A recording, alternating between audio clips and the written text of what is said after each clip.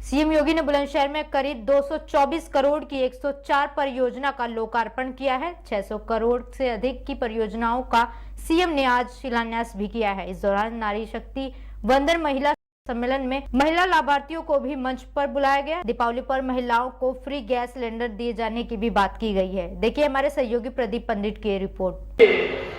अगर प्रधानमंत्री जी बेटियों को बचाने की मुहिम और उनको पढ़ाने की मुहिम, फिर खेलो इंडिया खेलों के कार्यक्रम को आगे नहीं बढ़ाते, फिर फिट इंडिया कार्यक्रम के मूवमेंट को आगे नहीं बढ़ाते, क्या इन बेटियों को इतना सम्मान मिल पाता?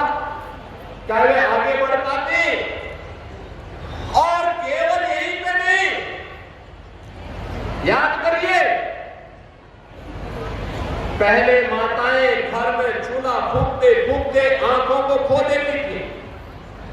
45 साल 50 साल की उम्र होते होते ऐसे लगता था जैसे बुढ़ापा आ गया है। लेकिन अब हर परिवार को प्रधानमंत्री मोदी जी ने उज्ज्वला योजना की सौगात दे दी है और उज्ज्वला योजना में भी अभी 300 रुपए प्रति सिलेंडर की कमी की है। और हमने भी तय किया है दीपावली का उपहार हर उज्ज्वला योजना कनेक्शन धारी को फ्री में रसोई गैस का सिलेंडर उपलब्ध करवाएंगे।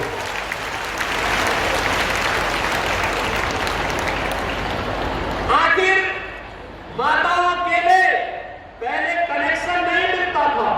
14 के पहले रसोई गैस की कितनी कीमत थी किसी से नहीं छुपा हुआ है। लेकिन अब तो जब मर्जी तब कनेक्शन ले लो और गरीब परिवारों को तो फ्री में रसोई गैस के कनेक्शन। देश के अंदर लगभग 10 करोड़ परिवारों को जिन्होंने आजादी के बाद रसोई गैस का सिलेंडर नहीं देखा था, उन्हें इस सुविधा का लाभ मिला है। और उत्तर प्रदेश में 1 करोड़ 75 लाख परिवारों को इस सुविधा का लाभ मिला है, जिसमें 1 करोड़ 75 लाख बहनें और माताएं इस योजना से लाभान्वित हुई हैं। देश के अंदर याद करिए कि देश के अंदर लगभग 4 करोड़ परिवार ऐसे थे जिनके सिर को ढकने के लिए छत नहीं थी, अपना मकान नहीं था। पहली बार प्रधानमंत्री आवास योजना में ग्रामीण और शहरी क्षेत्र में 4 करोड़ परिवारों को, जिसमें ज्यादातर मालिकाना अधिकार बहनों को दिया गया, प्रधानमंत्री मोदी जी ने घर का उपहार भी उन्हें देकर के लखपति बनाने का काम किया है। उत्तर प्रदेश में अब तक 55 लाख बहनों को एक आवास उपलब्ध कराया जा चुका है। भाइयों बहनों, इससे पहले योजनाएं क्यों नहीं मिलती थी? नारी गरिमा के प्रतीक, नारी गरिमा के प्रतीक स्वच्छ भारत मिशन के अंतर्गत हर घर में शौचालय हो के लिए आज हम सब आपके पास आए हैं। ये योजनाएं जो आज लागू हो रही है, चिकित्सा और स्वास्थ्य की है, शिक्षा की है, आवास की है, सड़क से जुड़ी हुई है, किसानों से जुड़ी हुई है, महिलाओं से जुड़ी हुई है, युवाओं से जुड़ी हुई है और जीवन के प्रत्येक क्षेत्र में जिससे लाभ होना है, ऐसे 700 करोड़ रुपए की परियोजनाएं आज एक साथ आपको प्राप्त हो रही हैं।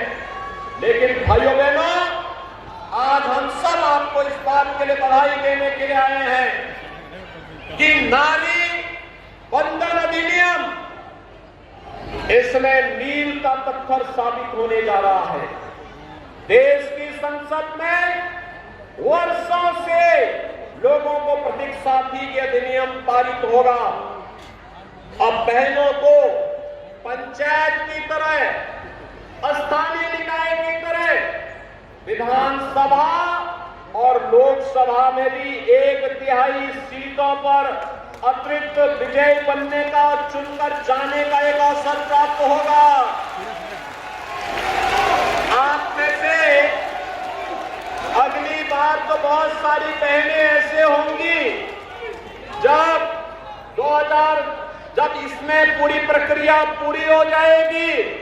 प्रक्रिया पूरी होने और परिसीमन होने के बाद बहुत सारी बहनें ऐसी होंगी जो विधानसभा में विधायक के रूप में और संसद में सांसद के रूप में चुन करके जाएंगी।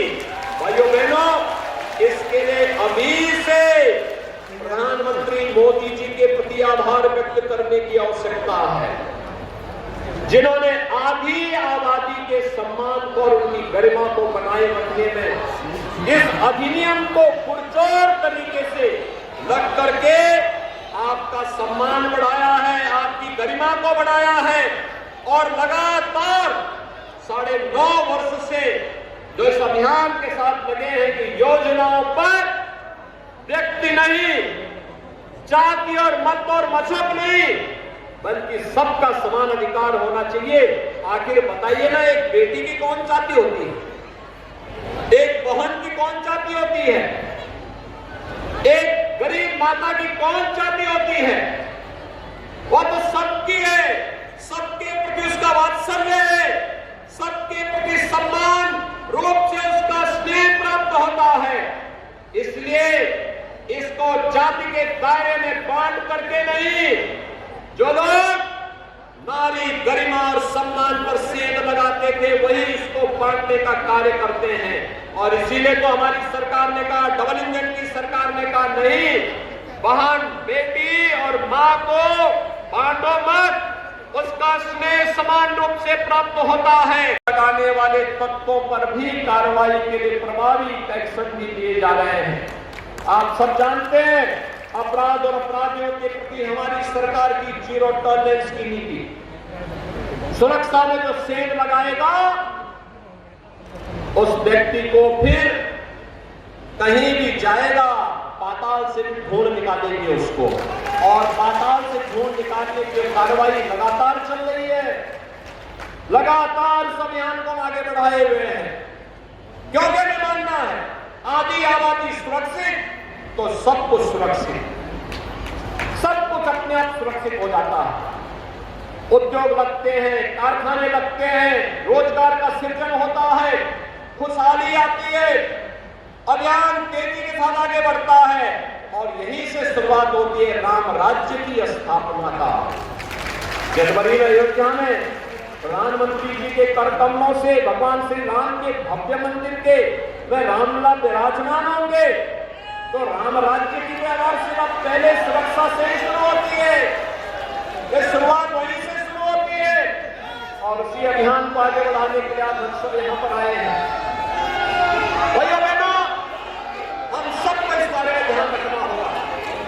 अगर सुरक्षा है तो विकास भी आगे बढ़ता है, सुरक्षा है तो निवेश भी आगे बढ़ता है, सुरक्षा है तो रोजगार का सृजन भी होता है। कोई सोचता था बुलंदशहर में भी मेडिकल कॉलेज होगा, लेकिन मेडिकल कॉलेज की स्थापना हो गई।